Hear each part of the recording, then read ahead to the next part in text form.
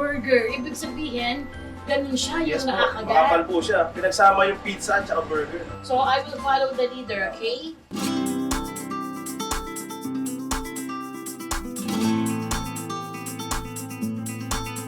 Una mo nang nilagyan ng tanda ang pre-made pizza dough gamit ang pizza cutter.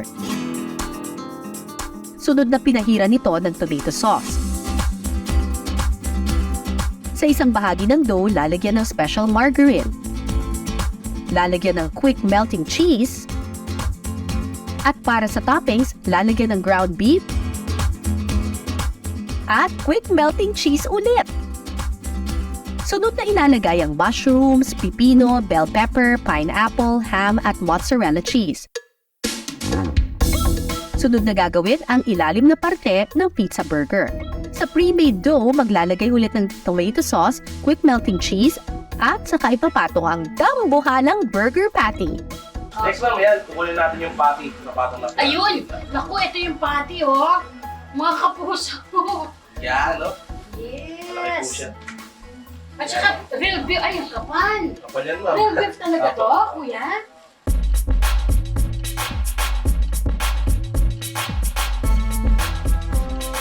Sa gilid ng patty, lalagyan ulit ng ground beef. Lalagyan ng toppings na pipino, kamatis, bell pepper, ginayat na repolyo, quick melting cheese at ang kanilang special white sauce.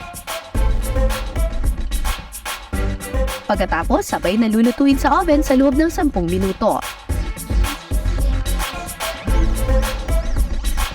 Tinawag itong 3-in-1 pizza burger dahil matitikman mo ang 3 pizza flavors sa iisang pizza lamang. Yehey! Kakain na! Yehey! Kakain na! Ito yung 3-in-1 at ang best daw dito or best na kailangan itry ay ang mozzarella. Opo, so ito yung mozzarella, yung dalawang klaseng cheese to, yung regular cheese, mozzarella, tsaka yung merong margarine. Ah! Grabe. Okay. Woo! Nalalaglag-laglag.